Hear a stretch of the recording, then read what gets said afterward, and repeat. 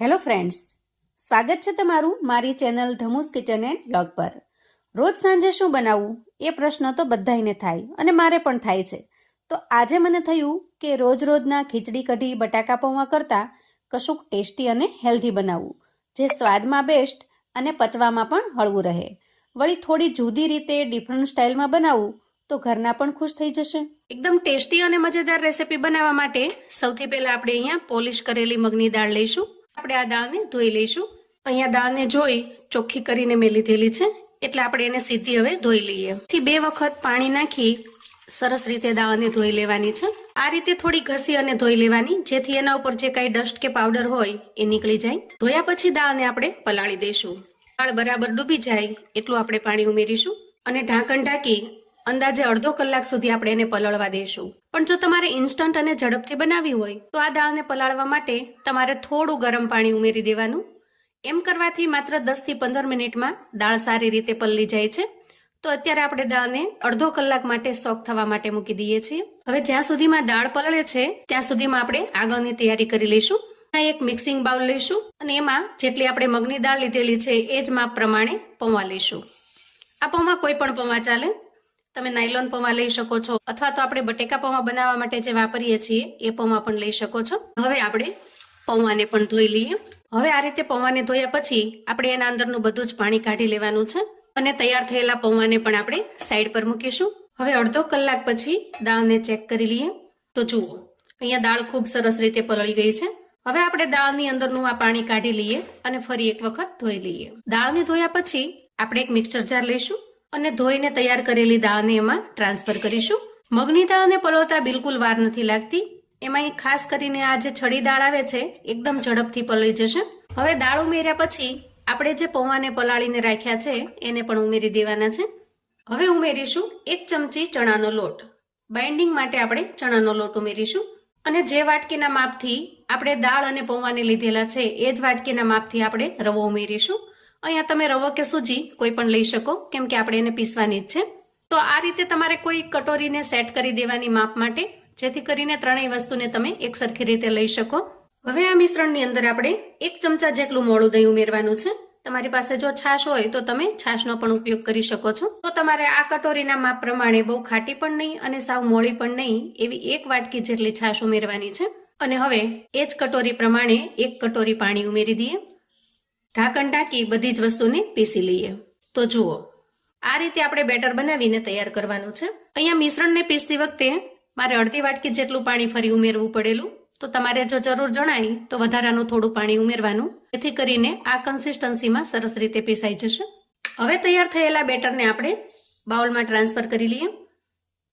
આ બેટર બનાવવા માટે આપણે અહીંયા રવાનો ઉપયોગ કરેલો છે. તો 5 મિનિટ પ્લેટ ઢાંકી એને થોડી વાર રેસ્ટ થવા દઈશું, જેથી કરીને રવો સારી રીતે ફૂલી જાય. થોડી વાર પછી આપણે બેટરને ચેક કરી લઈએ. તો જુઓ, અહીંયા બેટર સરસ રીતે ફૂલી ગયું છે. હવે આપણે બેટરની અંદર મસાલા કરી લઈશું. 1 ચમચી જેટલી આદુ મરચાંની પેસ્ટ છે એને ઉમેરી દઈએ. થોડી ઝીણી સમારેલી કોથમીર ઉમેરીશું. સ્વાદ પ્રમાણે મીઠું ઉમેરીશું અને સારી રીતે મિક્સ કરી લઈશું. હવે આપણે વઘારિયાની અંદર 2 થી 3 ચમચી જેટલું તેલ ગરમ કરીશું અને તેલ ગરમ થઈ જાય એટલે એમાં 1 ચમચી રાઈ અને 1 ચમચી જીરું ઉમેરીશું અને ચપટી હિંગ ઉમેરીશું. આ રીતે તૈયાર થયેલા વઘારને આપણે બેટરની અંદર ઉમેરી દઈએ. આમ વઘાર ઉમેરવાથી નાસ્તામાં સ્પોન્જીનેસ આવે છે. બિલકુલ ગળે ન અટકે કે સૂકું પણ ન લાગે અને સ્વાદમાં પણ વધારો થશે. સાંજના સમયે ખાસ કરીને જો ચોમાસામાં પેટ ભારે ન લાગે એવું પચવામાં હળવું બને છે. અહીંયા બેટરની અંદર વઘાર સરસ રીતે મિક્સ થઈ ગયો છે અને બેટરની કન્સિસ્ટન્સી પણ જુઓ, આપણે આ રીતની રાખવાની છે, એટલે કે બહુ કઠણ પણ નહીં અને સાવ ઢીલું પણ નહીં. હવે આપણે ઈનો ફ્રૂટ સોલ્ટ લઈશું. અહીંયા તમે ખાવાનો મીઠો સોડા પણ ઉપયોગમાં લઈ શકો છો, પણ ઈનો ઉમેરવાથી રિઝલ્ટ ખૂબ સરસ આવે છે. થોડું પાણી નાખી ઈનોને આપણે એક્ટિવેટ કરી લઈએ અને સારી રીતે મિક્સ કરી લઈએ. આ રીતે હાથની મદદથી થોડું ફેંટી લેવાનું, જેથી મિશ્રણ ખૂબ સરસ રીતે તૈયાર થઈ જશે. જુઓ, અહીં આપણું મિશ્રણ બનીને તૈયાર છે. હવે આપણે ગેસ તરફ જઈશું. ગેસ ઉપર મેં અગાઉથી પાણી ગરમ થવા મૂકી દીધું છે અને એના અંદર એક ડીશને આ રીતે ઓઇલથી ગ્રીસ કરીને મૂકી છે. આ રીતે ગરમ થયેલી થાળીની અંદર મિશ્રણ ઉમેરવાથી નાસ્તો એકદમ સરસ સ્પોન્જી બનશે. ગેસની ફ્લેમને આપણે મીડિયમ પર લઈશું અને ઢાંકણ ઢાંકી અંદાજે 8 થી 10 મિનિટ સુધી સારી રીતે સ્ટીમ થવા દઈએ. અંદાજે 10 મિનિટ પછી આપણે ચેક કરી લઈએ. વાહ, જુઓ એકદમ સરસ ફૂલી ગયા છે. અહીંયા આપણે ટૂથપીકની મદદથી ચેક કરીશું. જુઓ કશું જ ચોંટતું નથી, મતલબ સારી રીતે સ્ટીમ થઈ ગયા છે. હવે આપણે પ્લેટને બહાર કાઢી લઈએ અને થોડી વાર માટે ઠંડી થવા દઈએ. અહીંયા પ્લેટ થોડી ઠંડી થઈ છે. અહીંયા તમે જોઈ શકો છો એકદમ સ્પોન્જી બન્યા છે. હજી થોડા ગરમ છે પણ આપણે એને કટ કરી લઈએ. આ રીતે સૌથી પહેલા આપણે કિનારી છોડાવી લઈશું અને પછી કટ કરી લઈશું. અહીંયા આપણે એકદમ અલગ રીતે કટ કરીશું, કેમ કે કશું અલગ હશે તો ઘરનાને પણ ખૂબ પસંદ આવશે, ખાસ કરીને બાળકોને. તો સૌથી પહેલા આપણે ચોરસ શેપમાં કાપી લઈશું અને પછી આ રીતે વચ્ચે કટ કરી લઈશું. આમ કરવાથી એકદમ સરસ પિઝા જેવા પીસ પડે છે. આ રીતે એકદમ અલગ શેપની અંદર બનાવીને તૈયાર કરીશું. અહીંયા તમે જોઈ શકો છો એકદમ સરસ જાળીદાર બન્યા છે અને સ્પોન્જી પણ. જુઓ તો આ રીતે મેં બધા જ ઢોકળાના પીસને એક પ્લેટની અંદર લઈ લીધા છે. હવે આપણે એના ઉપર એક્સ્ટ્રા મસાલો કરીશું. અહીંયા આપણે બનાવ્યા છે મગની દાળના ઢોકળા. ખૂબ જ પૌષ્ટિક અને પ્રોટીનથી ભરપૂર છે. ટેસ્ટમાં એટલા લાજવાબ બને છે મિત્રો કે બધાને ખૂબ જ પસંદ આવશે. અહીંયા ઢોકળા માટેનો આપણે ટેસ્ટી મસાલો બનાવી લઈએ. અડધી ચમચી જેટલું કાશ્મીરી લાલ મરચું લઈશું અને 5 ચમચી જેટલો આમચૂર પાવડર લઈશું. આ બંને વસ્તુને આપણે સારી રીતે મિક્સ કરી લઈએ. હવે આપણે અહીંયા 2 ચમચી જેટલું તેલ ગરમ કરી લઈશું અને એમાં 1 ચમચી જેટલા તલ ઉમેરીશું અને ત્યાર પછી તૈયાર કરેલો મસાલો ઉમેરીશું. તેલને અહીંયા બહુ ગરમ કરવાનું નથી, નહીં તો મસાલા બળી જશે. થોડું જ ગરમ કરવાનું છે, કેમ કે વધારે ગરમ થશે તો મરચું બળી જશે, કાળું પડી જશે. જુઓ આ રીતે આપણે અહીંયા એક્સ્ટ્રા વઘાર તૈયાર કર્યો છે અને આ વઘારને આપણે ઢોકળાની ઉપર છાંટી દેવાનો છે. તમે આ ઢોકળાને તવી પર મૂકીને શેકી પણ શકો છો આ રીતે મસાલો કરીને, અને ઉપરથી મસાલો પણ સ્પ્રેડ કરી શકો છો. ખૂબ જ ટેસ્ટી લાગે છે.